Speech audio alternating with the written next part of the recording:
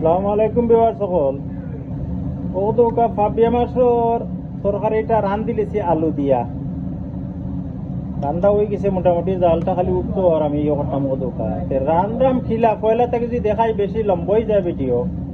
কিছু কিছু মানুষ সময়ও তো নাই, এগুলো তো বলা হয় না। তে সসটা জাল দিছি আলু লগে বাগার উগার দিছি, পেঁয়াজটা ঠানাইয়া বাগার দিন জানো, নাইলে পেঁয়াজ যদি বিরান না হয় বাগারও তাহলে খারি হয়ে যায়, অন্য লাখান পচ পচালান হারি যাব, নাইলে যাব মিঠা, নাইলে কিতা হতা।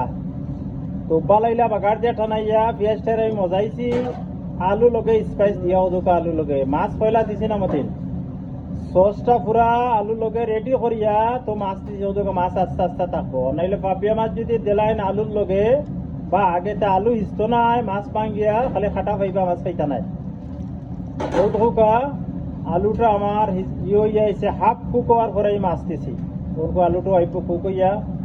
তো পয়লা থেকে দেখলে না লম্বই যাব ভিডিওটা। আর মাছের তরকারি তো স্পাইস স্পাইস হামেশা জ্বালা দিওয়ালা দিছি। আর ওটা নিয়মটা কইলাম আর কি, হয়তো কজনে ওগুলা থাকতে পারে, আমি হলেও রান্ধি মাছটা বালা থাকবা লাগি, নাইলে মাছ ভাঙ্গি যাব।